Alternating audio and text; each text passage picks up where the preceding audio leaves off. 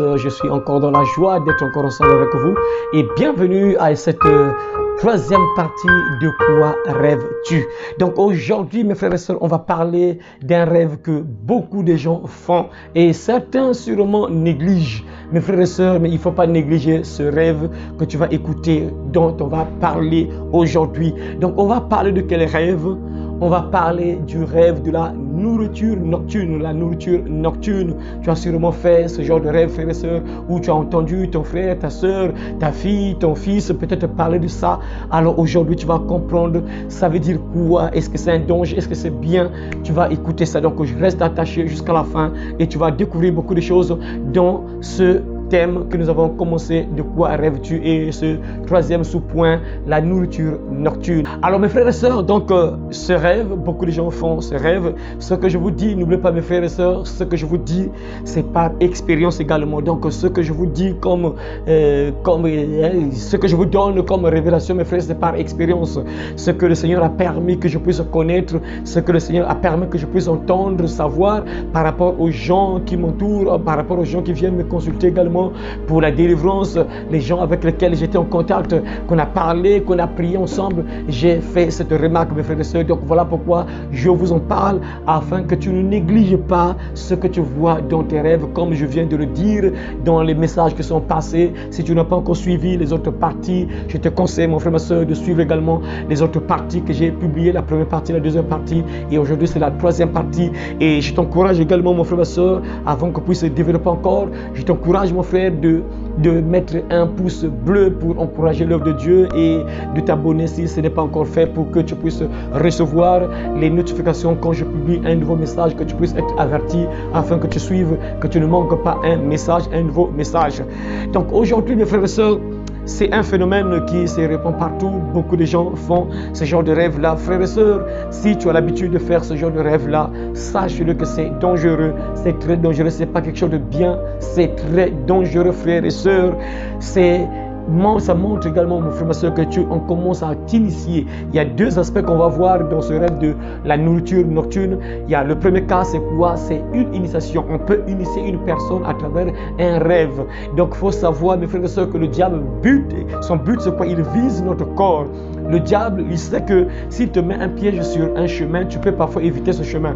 Ou par intuition, Dieu te dit d'emprunter un autre chemin, tu peux éviter ce piège que l'ennemi t'a tendu sur un chemin donné que tu empruntes souvent.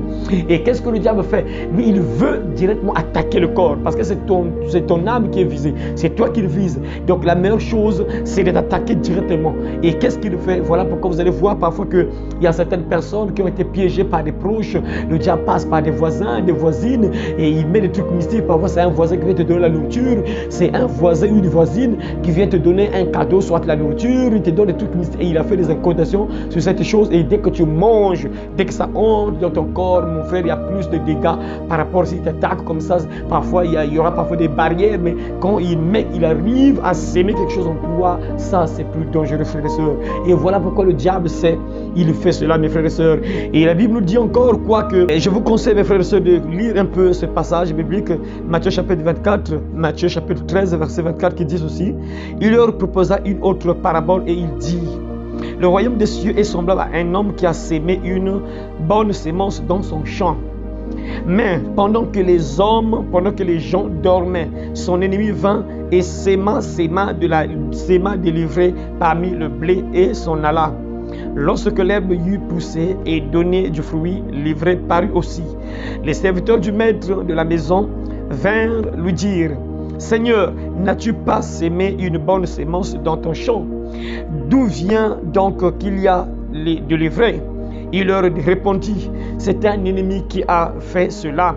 C'est un ennemi qui a fait cela. Ici, pourquoi j'ai pris cette parabole, mes frères et sœurs?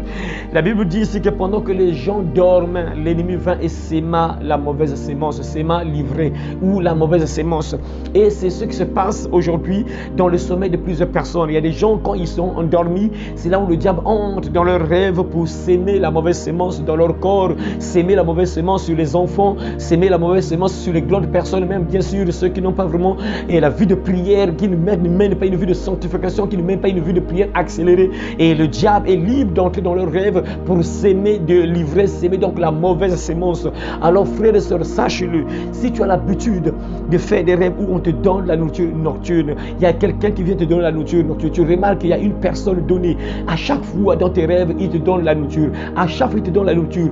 Ou soit c'est des proches qui à chaque fois, ils te donnent de la nourriture. Sache-le frères et sœurs, qu'on est en train de t'initier. C'est une initiation qui commence déjà. Parce que dès que tu manges, tôt ou tard, ça va changer ton esprit. Tôt ou tard, ça va changer ton esprit. Et un jour, ils vont te dire que, écoute, ce que tu avais mangé là, c'était de la chair humaine.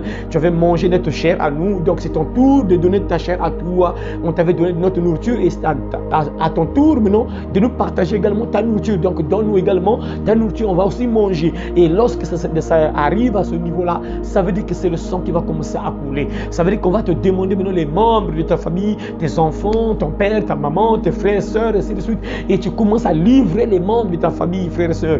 Donc, il ne faut jamais négliger ce genre de rêve. C'est un rêve tellement puissant, tellement démoniaque qu'il ne faut pas négliger ça, mes frères et sœurs. C'est une initiation à la sorcellerie. On commence à t'initier. À chaque fois que tu vois que des gens viennent te donner de la nourriture, frères et sœurs, sache-le qu'on est en train de t'initier. C'est une initiation qui commence. Il est temps pour toi de te lever, de briser, de bloquer cette initiation satanique, d'arrêter cela par la puissance de la prière, par la puissance du nom de Jésus. Il est temps pour toi, frère, de te lever avec force, avec violence pour détruire cela, pour refuser cela dans ta vie. Sinon qu'un jour, frères et sœurs, ça va finir par changer ton esprit et ça va t'intégrer dans le monde occulte, dans le monde des ténèbres et tu seras au service du diable, Satan. Et si tu meurs, ce ne sera pas bien pour toi, frère, parce que si tu meurs comme ça, c'est l'enfer directement. Et le deuxième point, c'est quoi?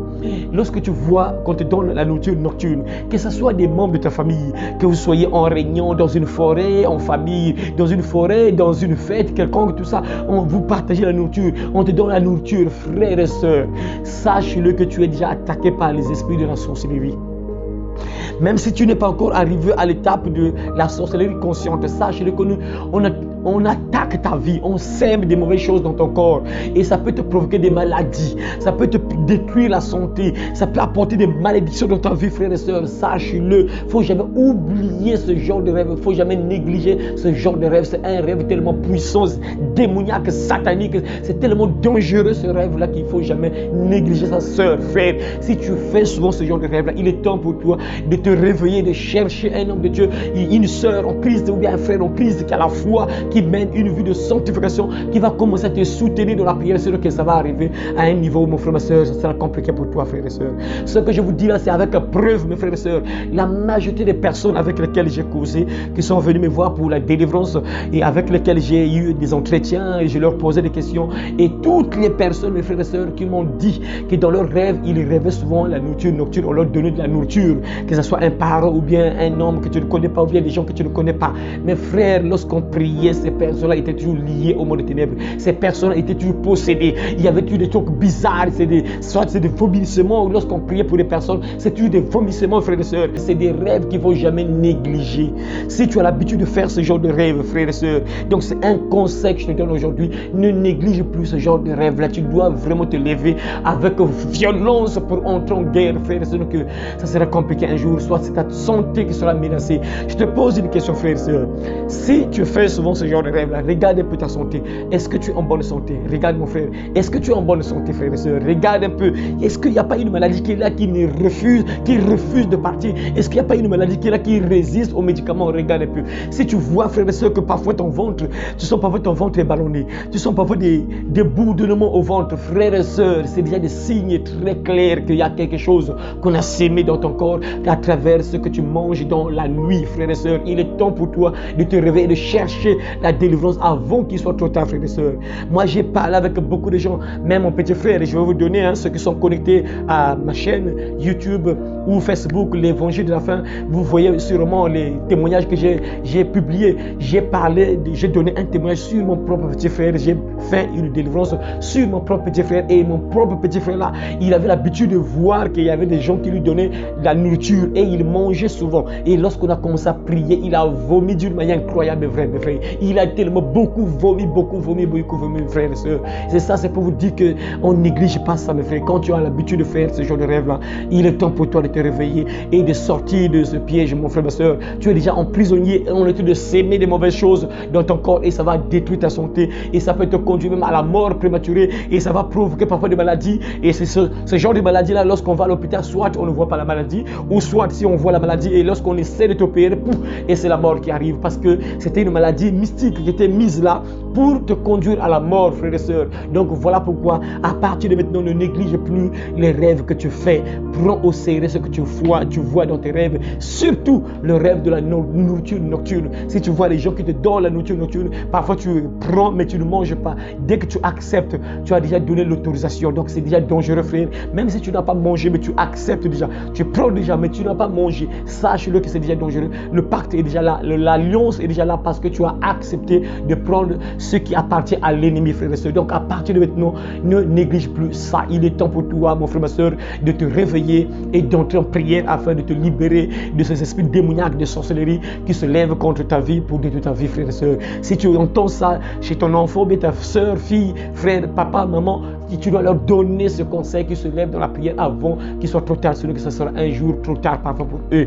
Vraiment que Dieu te bénisse, mon frère, ma soeur, toi qui as entendu cette petite exhortation au nom de Jésus-Christ, et à très bientôt si Jésus-Christ ne revient pas tout de suite. Amen.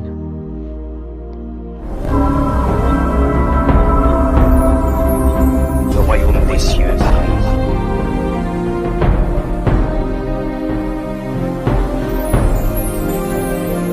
Repentez-vous, car le royaume des cieux est proche.